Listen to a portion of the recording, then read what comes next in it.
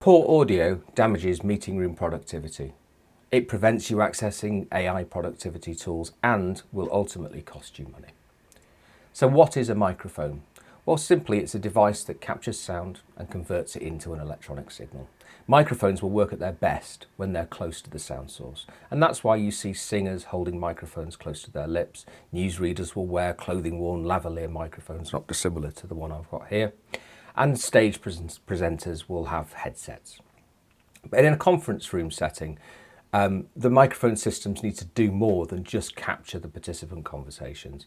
They need to do that without echo, whilst minimising background noise and distractions, and they also may need to amplify the local presentation for the local audience through speakers, and will almost certainly have to pass that recording onto AI productivity tools. The systems themselves need to be aesthetically pleasing. The AV system is the window onto the world for an organisation. They need to be convenient to both install and maintain. They need to have interoperability, so they need, whether you're using Zoom or Teams, they need to work well. And they also need to have functionality to manage the background noise and other distractions that are specific to a conference room environment. In terms of formats, we see a lot of video bars, we see ceiling and wall mount systems, we see often wireless systems, and even personal systems as well. But because of all of these different formats, what this does mean that in a conference room, microphones are not always close to the source of sound. So we need to investigate how conference room microphones differ and what we do to manage those risks. But before we get started, make sure to like, subscribe, and hit that notification bell so you never miss a video. I'm the Meeting Room Doctor. Let's open surgery.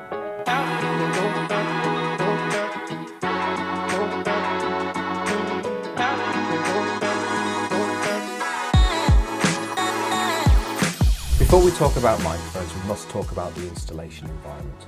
Systems have built-in technologies to enhance the audio that they're given, but preparing the conference room acoustically is an often forgotten but vital step in the installation process. We must consider background noise from heating and ventilation systems to make sure that there is not an excess of background noise. We must consider sound bleed from other rooms, overhearing conversations that will distract those in the meeting room, and we must consider reverberance.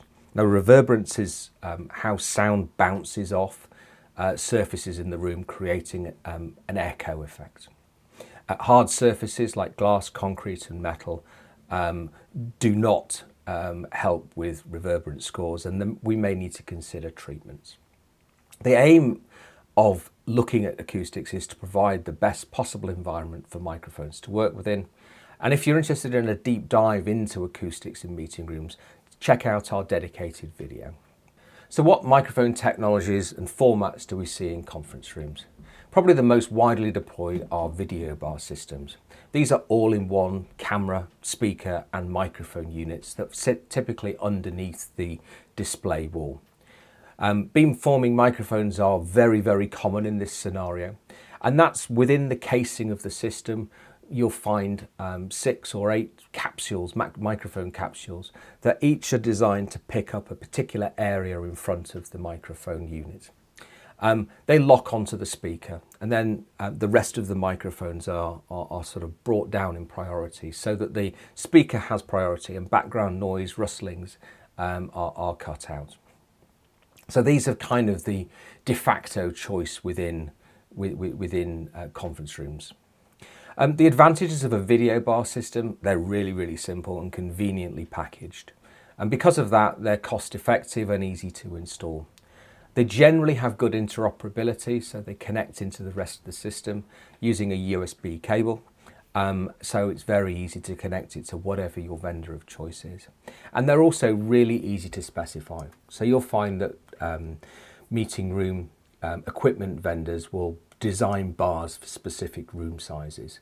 And within those parameters, you'll have a set of microphones and cameras that are paired together to work nicely. The disadvantages wise are, well, you have a limited amount of customization for room sizes and formats. If you don't fit within those standards, you have a particularly wide room, you have a particularly long room, then they might not be suitable. I think also microphone performance can be compromised with a video bar because it's wall mounted, and you tend to find that those sitting closest to the microphone might only be a metre or a couple of metres away, whereas those furthest away could be 4 or 5 metres. So you have the microphone has to deal with that difference, which is not a perfect scenario. They're less upgradable, so if you do find that you need a better camera or a better microphone system in a room, you're replacing the entire unit rather than just upgrading the camera. And the same would go for a failure as well. The next we see quite a lot of is ceiling and wall mounted systems, and they're used where you want to microphone up a whole room. And it moves the microphone and speakers from underneath the display up into the ceiling or onto the wall. There are a number of formats. You often see ones that look like ceiling tiles or pendants, or dedicated wall mounted or ceiling mount bars. And these can have speakers installed within them, or those speakers are separate. So there's lots of different formats that you've got there. They generally have slightly more sophisticated and flexible options when it comes to setting up the space. You can control more how the microphone is used to pick up. And there are other technologies that come into play, like Nereva's microphone mist, which again, it's a similar take on beamforming, but they're using a grid of virtual microphones. But the objective is very similar in that it's providing a priority area for microphones to work with. So what are the advantages of a ceiling microphone system? Well, they bring the microphones closer and more evenly to the audience, and that improves pickup. They allow for a clean table design, they look great, and they also have flexible configurations. Disadvantages, they tend to be a little bit more expensive and may require additional hardware, which could be in a rack somewhere off-site, and they may be more complicated to install cable runs and configuration-wise. Wireless microphone systems kind of offer a really good amount of flexibility. Generally, they sit on a charger when not in use and can be brought out and placed on a table. And they will use a radio or DECT frequency to talk between the microphone unit and the main system. From an advantages perspective, there's almost no installation, which is great for listed buildings and non-traditional spaces, or if you need to have that system to be completely portable. And it also brings that microphone closer to the participant. So we're no longer underneath the display or up in the ceiling. We now put these microphone units typically on the table in front of you. The disadvantages of a microphone system is that it has batteries and they need charging, and you may find that someone hasn't charged after the last use. You're not also in control of the position of the microphone system that you would be if it was a fixed install. And you may come across licensing or interference because these use radio waves. Wired tabletop microphones are still common and were probably the earliest form of video conferencing microphone used.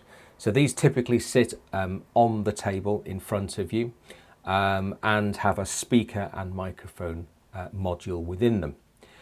These again bring the microphone very, very close to the participants so you can hear and be heard really, really well.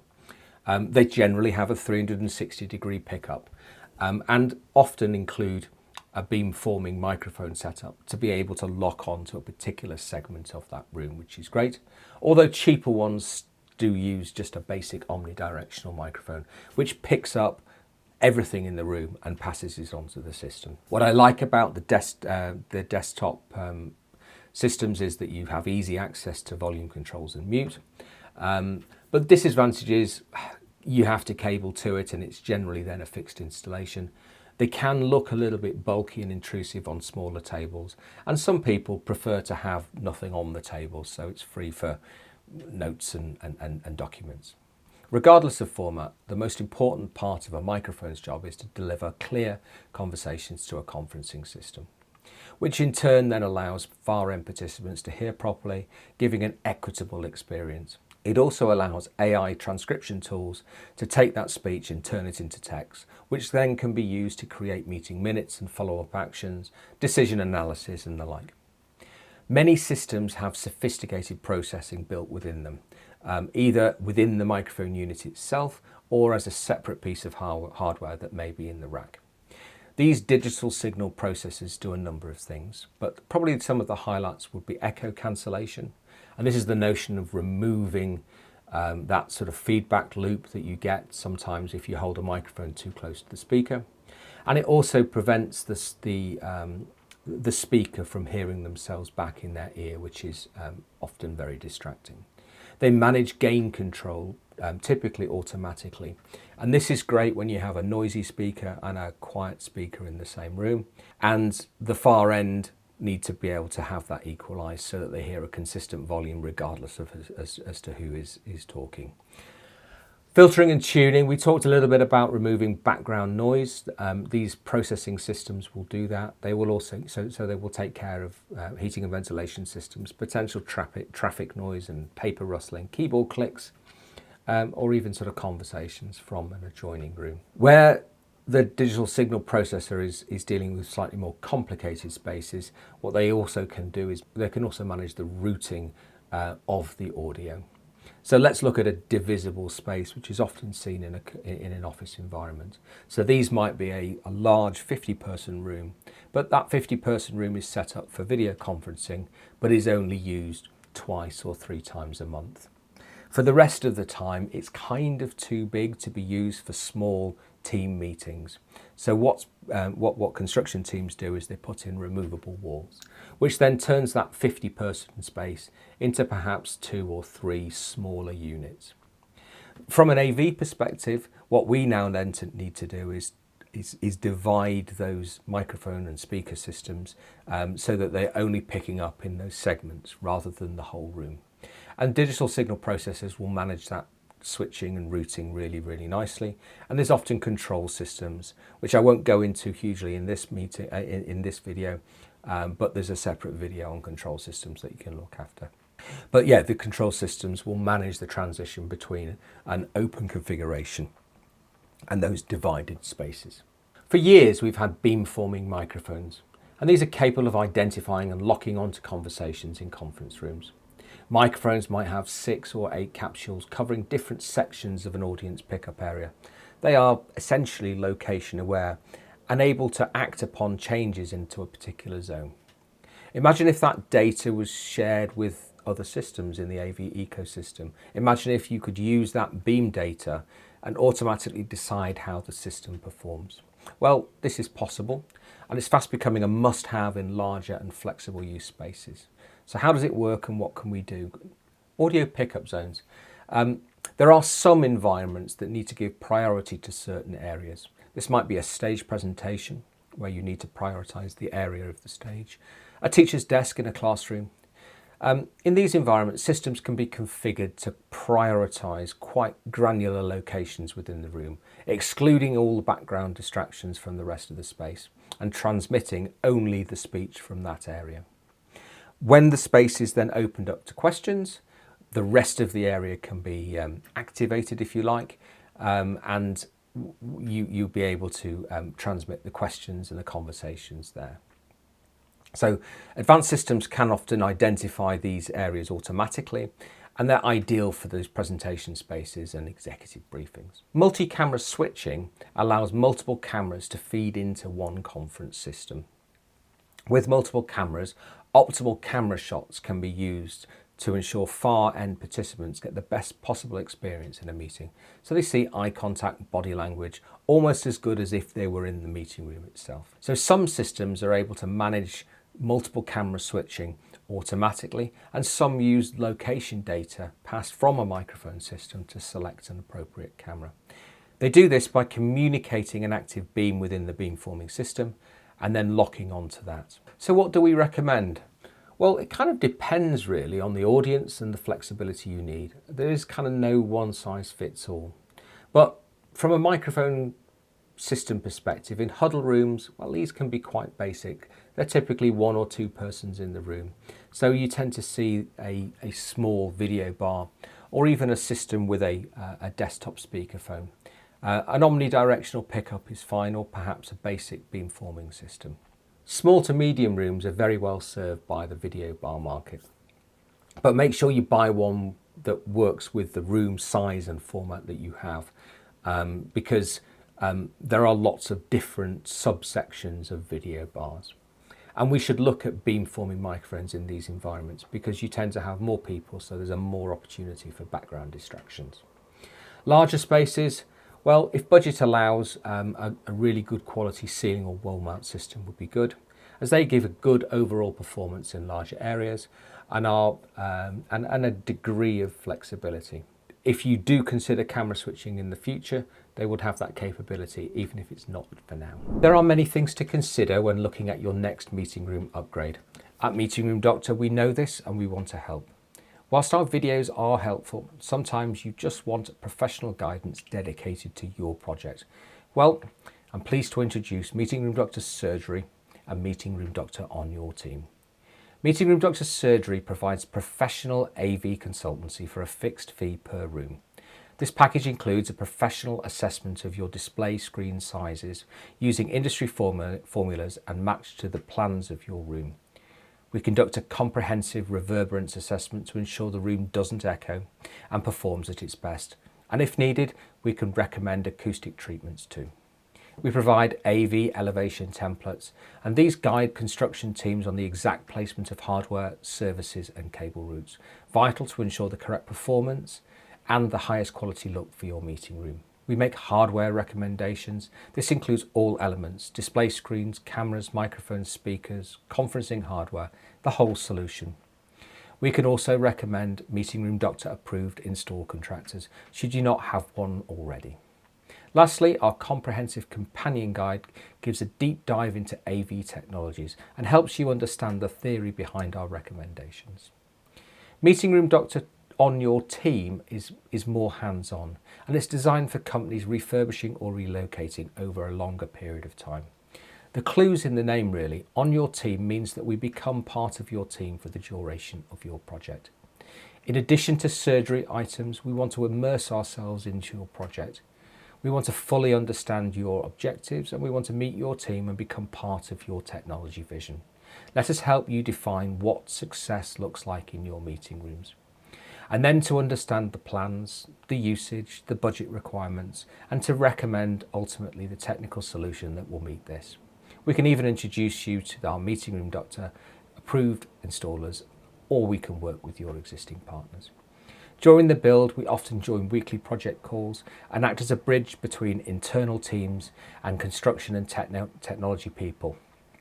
A simple conversation can quickly keep a project on track, ensuring success and avoid costly variations.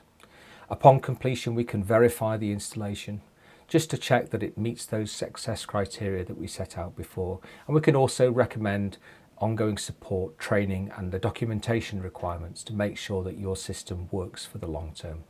Be sure to check out the link in the description for more information. If you found this video useful, check out our other Fundamentals series videos where we cover a wide variety of meeting room technologies and what AV professionals consider when they're looking at meeting spaces. Thank you for watching. I really appreciate your support. Make sure to like, subscribe and hit that notification bell so you never miss a video. Let's all agree, every meeting room deserves to be doctor approved. But for now, I've got other patients waiting. Meeting Room Doctor out.